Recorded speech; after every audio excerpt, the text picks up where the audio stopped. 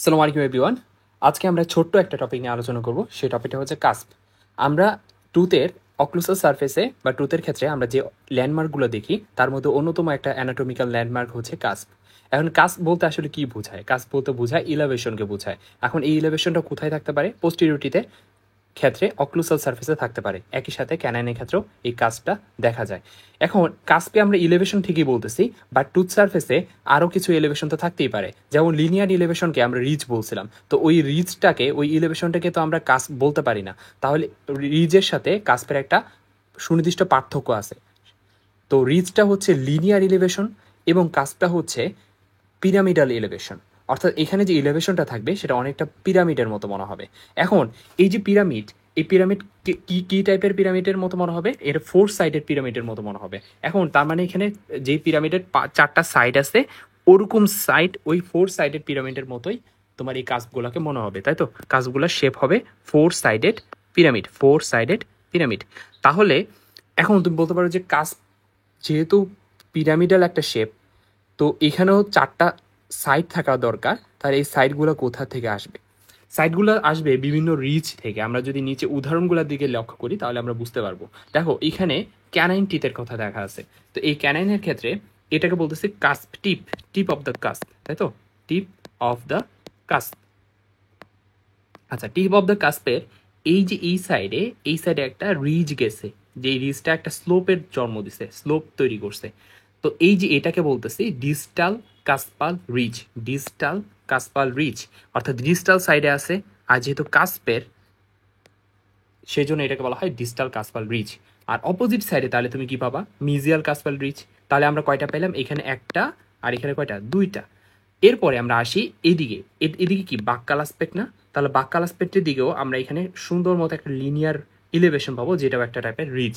যেহেতু রিজটা বাক্কাল সারফেসে, সেজন্য এটাকে বলা হয় বাক্কাল রিজ। কি বলা হয়? বাক্কাল রিজ। তাহলে আমরা 3 নাম্বার রিজও পেয়ে গেছি।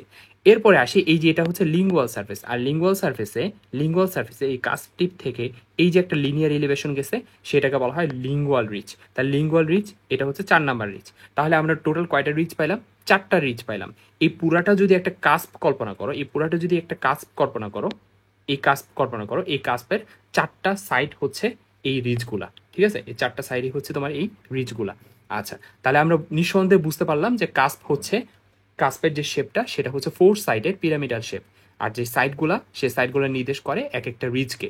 অর্থাৎ এই যে এখানে একটা রিচ, এইখানে একটা রিচ, এইখানে একটা রিচ, বাকাল রিচ, আর এটা কি? Lingual reach. এই চারদিকে 4টা রিচ, চারদিকে 4টা সাইড। তো এই টোটালটা নিয়ে একটা পিরামিডাল শেপ গঠন করে। এটাকে বলা হয় একটা কাস্প। তো ক্যানাইনের ক্ষেত্রে কাস্প থাকে কয়টা? একটা। সেজন্য এটাকে বলা হয় কাস্পিড টিথ। ঠিক আছে? আচ্ছা, যেহেতু একটা কাস্প, সেজন্য এটার নামকরণ করারও কোনো প্রয়োজন নাই। আমরা নামকরণ একটু পরে আমরা বুঝবো কিভাবে নামকরণ কিভাবে করতে হয় কাস্পের। তো এরপরে চলে আসি এই প্রিমোলার টিথের ক্ষেত্রে। দেখো প্রিমোলার টিথের ক্ষেত্রে আমরা জানি যে 2টা কাস্প থাকে, সেজন্য এটাকে বাইকাস্পিড টিথ বলা হয়। তাহলে এখানেও কাস্পগুলো অবশ্যই পিরামিডাল শেপ হবে। আর যদি পিরামিডাল 4 সাইডের পিরামিডাল শেপ হয়, তাহলে এখানে 4 সাইড হিসেবে 4টা রিজ থাকার কথা। তাহলে এই 4টা রিজ আমরা কোথায় পাবো? দেখো এখানে বাক্কাল রিজ আছে, কারণ বাক্কাল সার্ফেসের দিকে একটা লিনিয়ার এলিভেশন, তাই সেজন্য এটাকে বলা হয় বাক্কাল রিজ। ওকে, এখন এই যে এটা যদি কাস্টিপ হয়ে থাকে, কাস্টিপের 2 সাইডে 2টা স্লোপ তৈরি হয়েছে। এই স্লোপ 2টাতে কি আছে? লিনিয়ার ইলেভেশন আছে, অর্থাৎ রিজ আছে। যদি ডিস্টাল সাইডে থাকে তাহলে ডিস্টাল কাস্পাল রিজ, আর যদি মিজিয়াল সার্ফেস দিকে থাকে তাহলে মিজিয়াল কাস্পাল রিজ। আর এরপরে চলে আসি এই যে এই রিজটার দিকে। এখন এটাকে তুমি ক্যানাইনের মতো লিঙ্গুয়াল রিজ বললে চলবে না, কারণ এটা হচ্ছে প্রিমোলার টিথ, পোস্টেরিয়র টিথের এই পুরো সার্ফেসটাকে বলা হয় অক্লুসাল সার্ফেস। যেহেতু এটা অক্লুসাল সার্ফেস, তাহলে এখানে লিঙ্গুয়াল কথাটার কোনো প্রশ্নই আসে না। এখানে এই রিজটা কাস্পের টিপ থেকে শুরু হয়ে এখানে থাকা যে সেন্টার, সেই সেন্টারে শেষ হয়ে গেছে, যেটা কিনা ট্রায়াঙ্গুলার রিজের একটা সংজ্ঞা। ট্রায়াঙ্গুলার রিজ বলতে আমরা বুঝেছিলাম যে যেই রিজটা কাস্পের টিপ থেকে শুরু হয়ে সেন্ট্রাল পর্যন্ত বিস্তৃতি লাভ করবে, সেই লিনিয়ার এলিভেশনটাকে বলা হয় ট্রায়াঙ্গুলার রিচ। তাহলে এখানে আমরা একটা ট্রায়াঙ্গুলার রিচ পাবো, তাই তো? তাহলে আমরা টোটাল কয়টা রিচ পাইছিলাম? 4টা রিচ পাইছি এখানেও।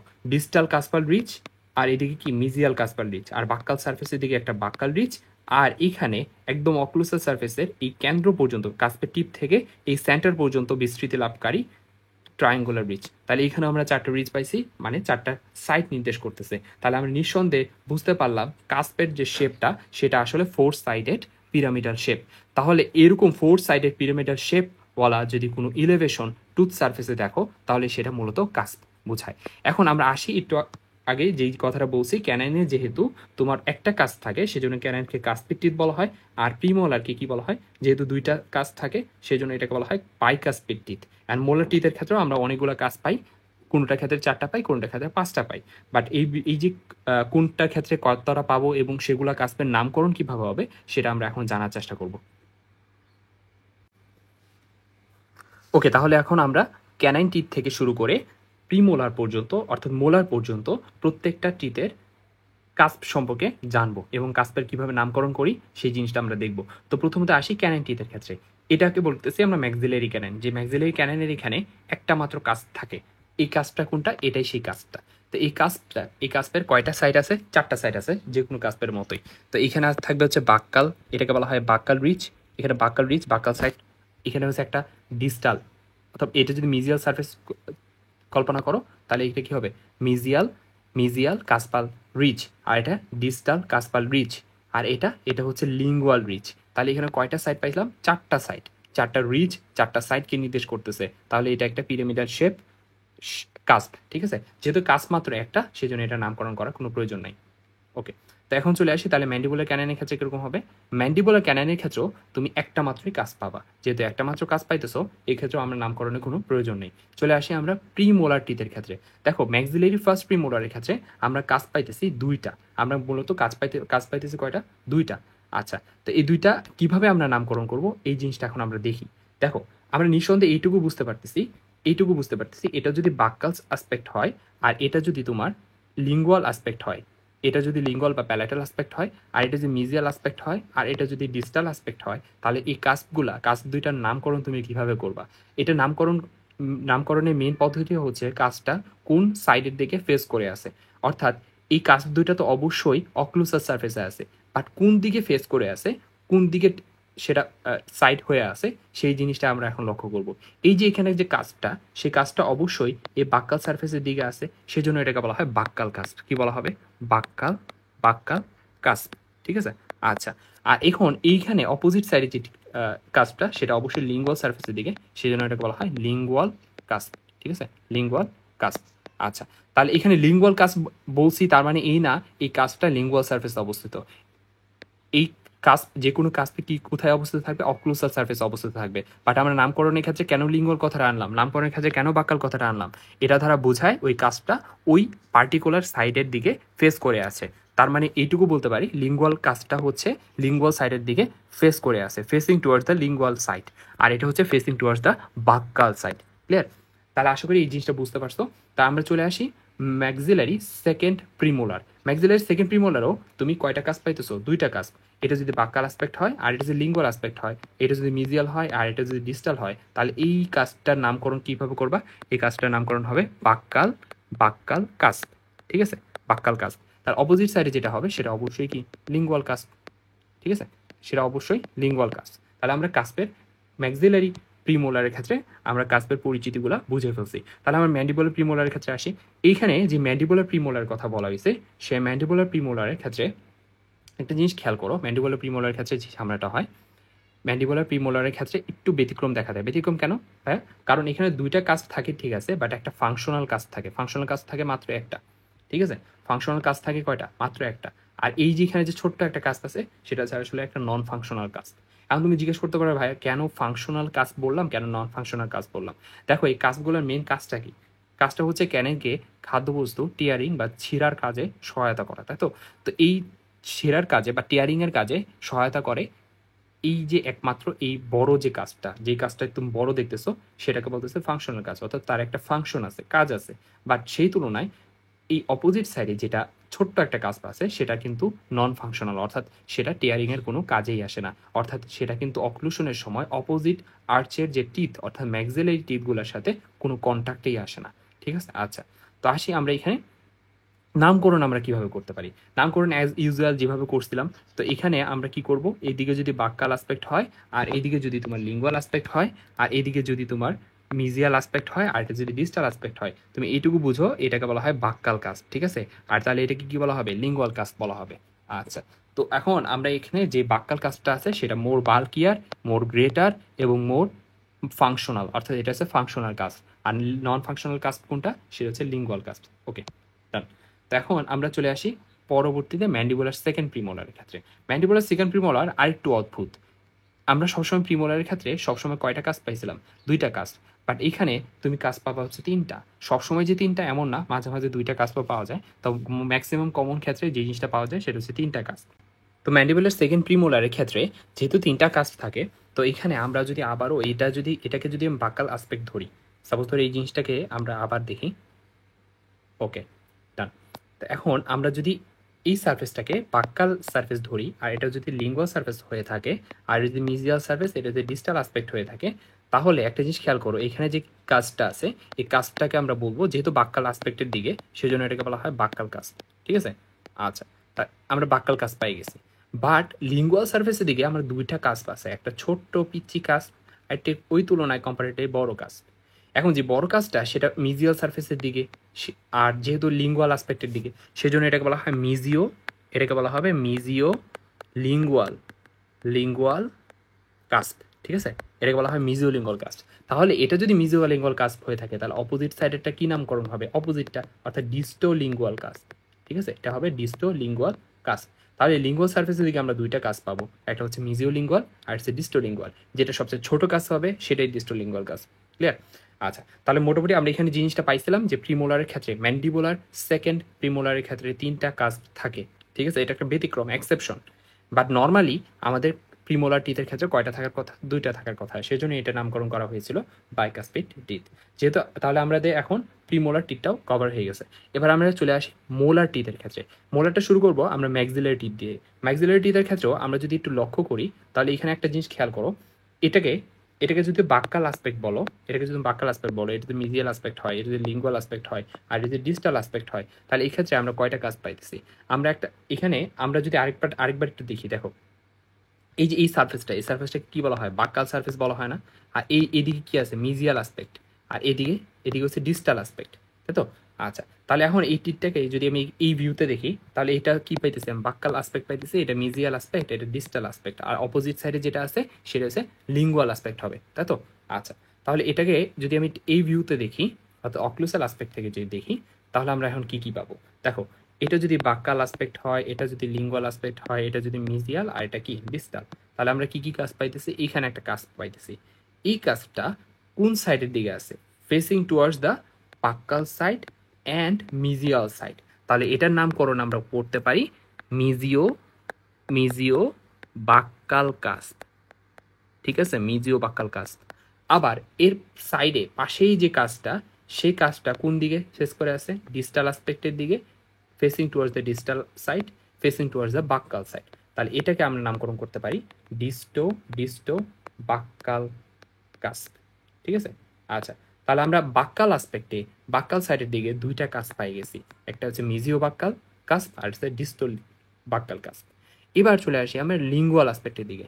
এই যে এখানে একটা কাস্প আছে না, এই কাজটা কোন দিকে? Mesial, facing towards the mesial surface and facing towards the lingual surface. তাহলে এটাকে আমরা লিখতে পারি মিজিও লিঙ্গুয়াল কাস্প, ঠিক আছে? মিজিও লিঙ্গুয়াল কাস্প হবে। তাহলে এর সাইডে এইখানে যে একটা কাস্প আছে সেটা কোন দিকে? সেটা যে ডিজিটাল আসপেক্টের দিকে, আমি একই সাথে লিঙ্গুয়াল, তাহলে এটার নামকরণ কি হবে?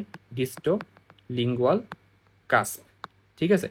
বাট এইখানে একমাত্র ম্যাক্সিলারি ফার্স্ট মোলারের ক্ষেত্রে একটা এক্সট্রা কাস্প দেখা যায়। এই এক্সট্রা কাস্প কোনটা? এই যে সাইডের দিকে একটু দেখো তো, এইখানে একটা ছোট্ট একটা কাস্পের মতো দেখা যাচ্ছে না? এটাকে বলা হয় কাস্প অফ ক্যারাভেলাই, কাস্প অফ ক্যারাভেলাই। এখন এটাকে অনেক সময় ফিফথ কাস্পও বলে থাকি আমরা, ঠিক আছে? ফিফথ কাস্পও বলে থাকি। তাহলে কাস্প অফ ক্যারাভেলাই কার বৈশিষ্ট্য?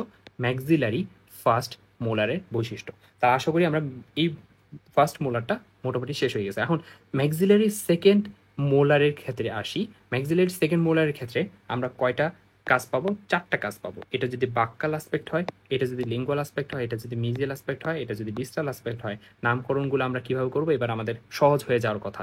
এই যে এখানে কাজ, এই কাজটা facing towards the mesial surface, facing towards the buccal surface, তাহলে এটার নামকরণ কি হবে?